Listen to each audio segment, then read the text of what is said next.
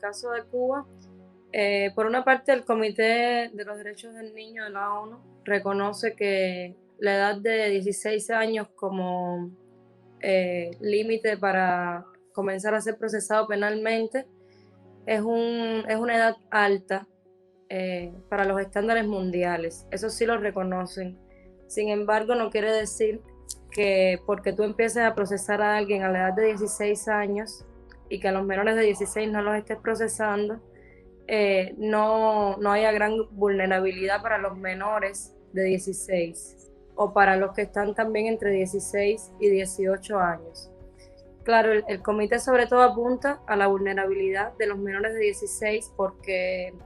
cuando cometen, cuando se comportan de alguna manera que es constitutiva de algún delito previsto por el Código Penal, ya sea el que está vigente o el que entró en vigor precisamente a partir de esta semana,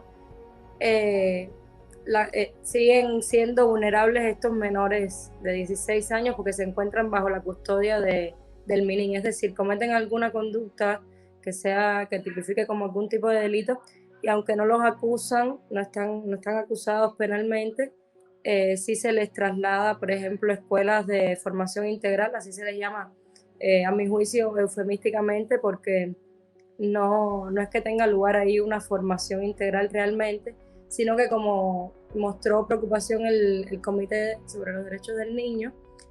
puede que la concepción o el enfoque de seguridad esté por encima, en ese caso, del enfoque de reeducación y de reinserción efectiva en la sociedad. El grupo de jóvenes de adolescentes que están entre 16 y 18 años, para los estándares cubanos, digamos que no están concebidos como niños, como niños en sí, porque al ser ya sujetos del derecho penal, pueden ser procesados y trasladados a prisiones de mayor seguridad y conviviendo en algunos casos sí con adultos. En este sentido, el comité, por ejemplo, sí mostró también algunas preocupaciones, aunque no tantas como con el caso de los menores de 16, porque estarían los menores de 16 en una especie de limbo legal, y estos, en cambio, los de 16 a 18 sí tienen, digamos, derecho a una representación legal porque sí están siendo acusados penalmente, o sea, procesados, llevados a juicio.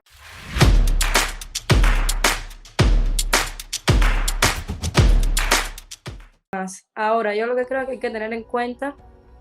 que justo cuando sesiona el Comité de los Derechos del Niño, eh, comienzan a ser escarcelados supuestamente algunos menores. Eh, Sobre todo yo me refiero al caso de 5 menores de La Guinera. No menores, 5 jóvenes, o sea, algunos tenían 17 años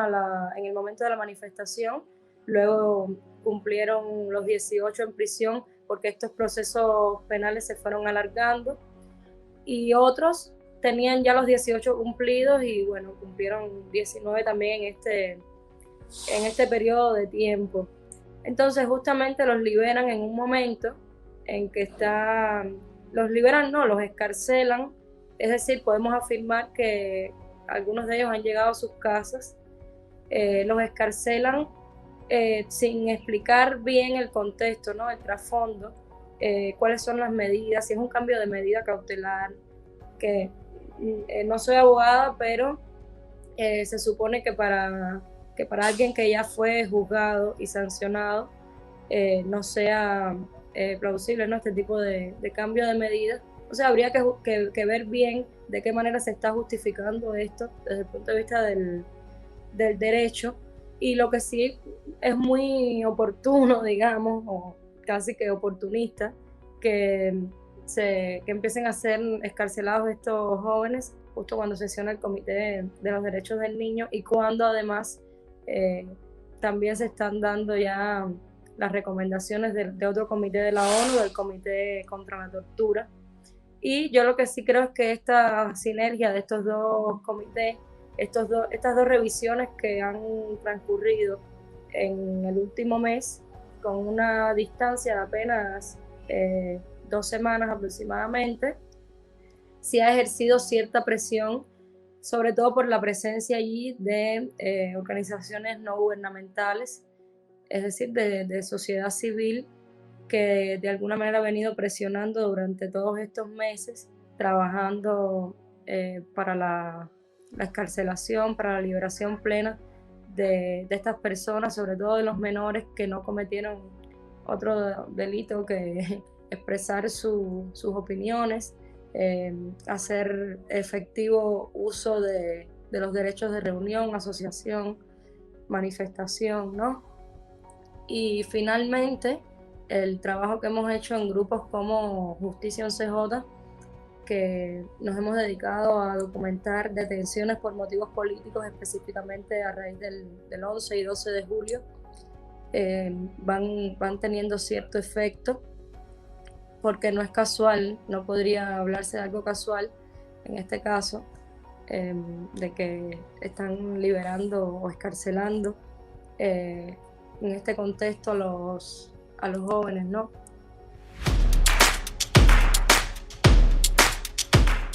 Pero en el caso de estos dos comités que han analizado el caso cubano, yo creo que se ha hecho una revisión bastante profunda, que no se hacía hace varios años, precisamente por retrasos de Cuba en la entrega de información, y en esta revisión que ya definitivamente se logró tanto del Comité contra la Tortura como el Comité de los Derechos del Niño, sí hubo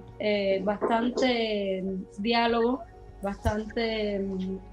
profundidad en el debate, sobre todo de parte de los expertos, que eran bastante incisivos haciendo una serie de preguntas, ¿no? De cuestionamientos que el Estado